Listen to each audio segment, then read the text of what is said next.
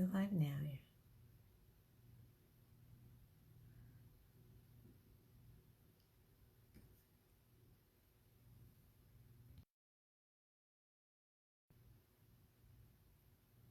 Hello, everyone. Hi. This is Merle M. Singer, the Relationship Miracle Worker. And I am currently broadcasting Merle's Pearls. I just have to say, I heard that my connection isn't fabulous, and I don't know if I'm live or I'm not for real, but we're going to just assume that we're live. And Merle's Pearls is an invention of mine. It's my 13th episode. Yes, it's my 13th episode of Merle's Pearls. Let's face it, I've been married over 50 years to the same man. Happily. I must know something about relationship. Maybe just a little bit. Well, last week we discussed the topic of when is it time to walk away? And we discussed it. Oh, good. Thank you, Dee. We discussed when is it time to walk away if you're dating someone. But there's another question. What about if you're married? When is it time to walk away? Well, I actually discussed some of that this morning in Monday Morning with Merle and Patty. But let me say this. I've already told you I've been married over 50 years. So you can tell that I would have an inclination to say, don't just jump out of the boat. There's a lot of things to consider. Let's also put aside if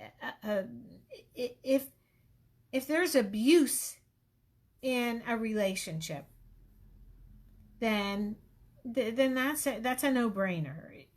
Just get out as fast as you can. The faster you can get out, the better, and be very safe about it. Maybe you need to go into hiding and things, depending on how long you've had that relationship. So if you encounter a relationship, if you're dating and encounter a relationship that's physically abusive, don't hang around and to see if you can make it better.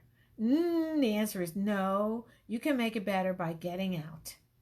That person, whoever has been abusive to you, needs psychological help or jail or both. I don't know.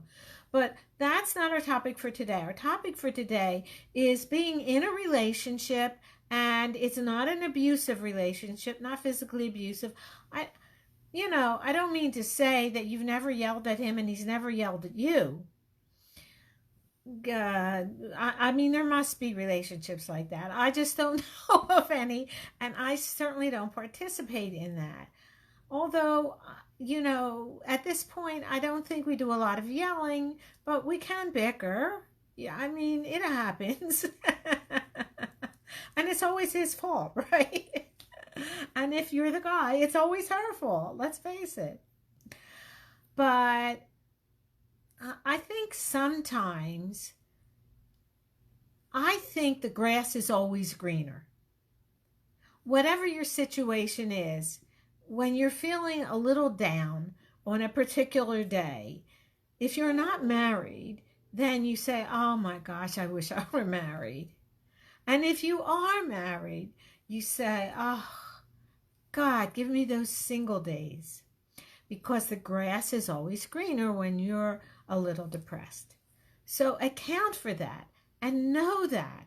And don't take yourself so seriously. We all get depressed once in a while. We all feel kind of icky once in a while. And that's okay. Accept it. I don't mean accept it just always being miserable. I mean, if you're feeling negative about something, look to yourself, not to your mate, not to anybody else. Look to yourself, because you are absolutely the only one person that you can control. So that's a relief, actually, because you have somebody that you can control. So it's not, you're not a prisoner thrown away in some dungeon where there's well, even that, what's Mandela, look at him. He was in prison for 20 years and he came out without bitterness. He came out ready to lead a nation. So that's a perfect example of we have choice. Um, there's also, I can't think of the name of the guy that was in a Nazi prison. I'll think of it later. And he also had a choice. You can put prisons, you can put shackles, you can starve somebody, but you can't make them think a particular way. You have control of that. You can say whatever they need to hear, but what's in your head is yours. And that's really important. Okay, so when is it time to go? I've seen a lot of women leave relationships that weren't perfect. And I really had the sense of, well, yeah, you're right. No relationship is perfect. Get over it. And they are looking at being single as the grass is always greener. What happens is they get single and the grass isn't greener. Okay, they don't have his aggravation to deal with, but they also don't have his money to deal with sometimes. They don't have his support to watch the kids when you want to go out or you're working. Or and your every situation is different. But when I've seen women divorce, it takes them a good 5 years, whether they're in another relationship or not, before they can recover kind of to where they were when they divorced. Because, for instance, when I had a period in my time when I talked about, seriously talked about getting divorced from Nathan, and talked about it, and we did therapy and things like that, and so we didn't divorce. But things to think about. His children, my stepchildren, were living with us. Well, and I said to myself, well, if we get divorced, who will have the kids? If the kids are grown, it doesn't, who will they, you can't ask them to take sides against their own father. That's confusing. So I wasn't ready to give up the kids. How's that?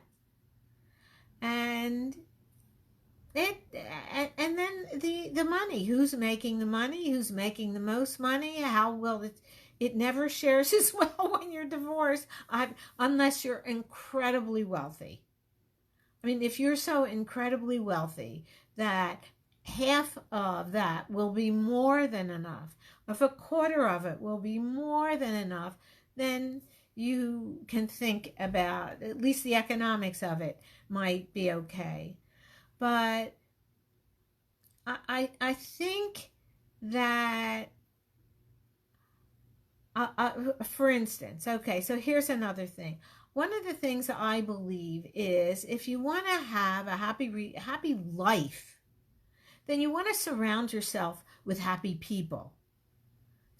People that complain are not necessarily people you want to spend a lot of time with. And at a certain point, I even gave my mother whatever, and said, Mom, I can't help you with your issues. If you're going to complain, I'm going to hang up, because, when we were talking on telephone. And it was just something that I couldn't help at all, and she was just complaining. Now, I loved my mother, and she had great advice. She had great things to talk about when she was engaged. I mean, in the conversation. But when she was feeling down and low, it was depressing to me. So I would just, finally, I said, Mom, I can't. I can't listen anymore, Mom. I can't. And I'm like this on the telephone. Mom, I can't listen. This was when they had those kind of telephones. And I just hung up. And my mother never complained. Like, I don't mean to say that when something was wrong, she would say something, but not this on and on and on. Yeah, how negative people can be negative.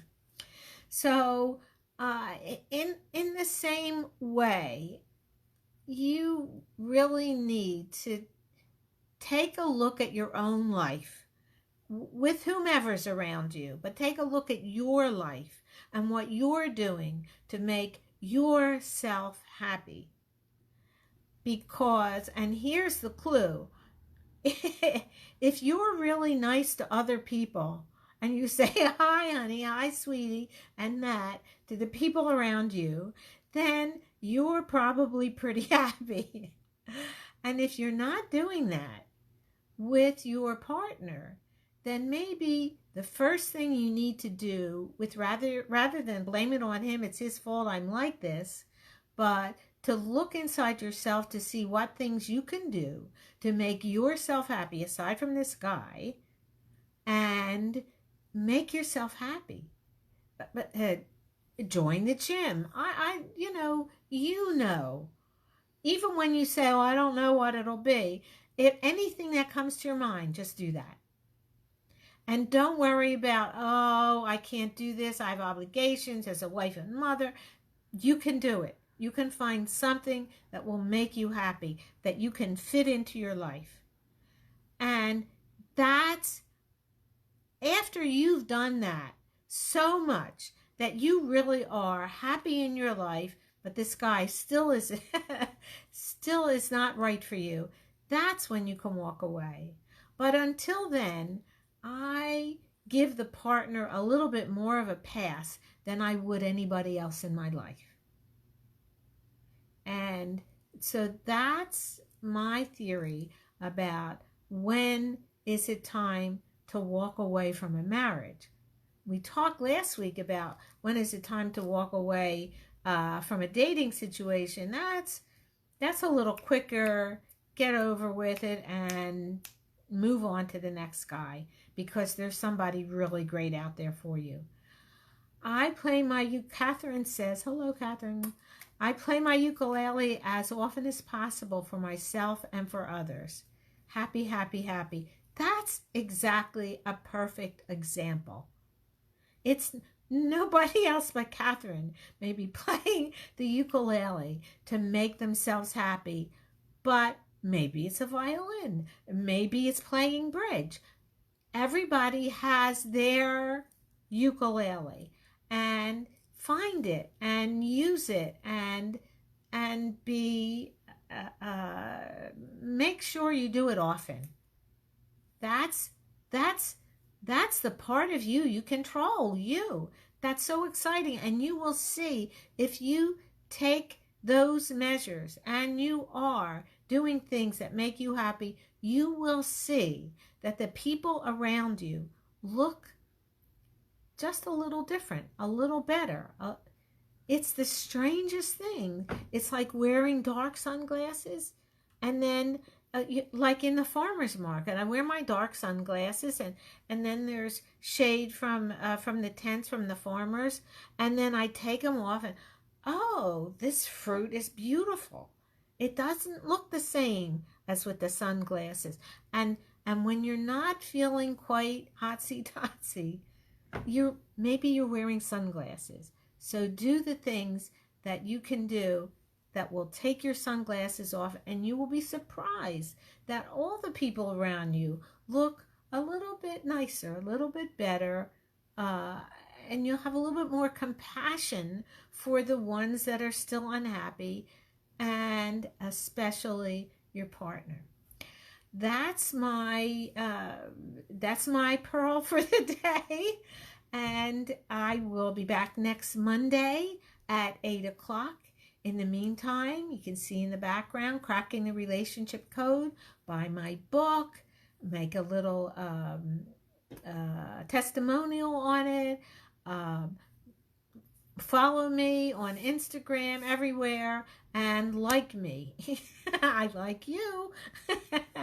And don't forget, if you can be there at 11 o'clock in the morning, or I think I have them already on YouTube, Patty and Merle, Monday Morning with Patty and Merle. Have a great evening, whether it's 11 o'clock or 8 o'clock, and have a great week, and see you next week. Bye.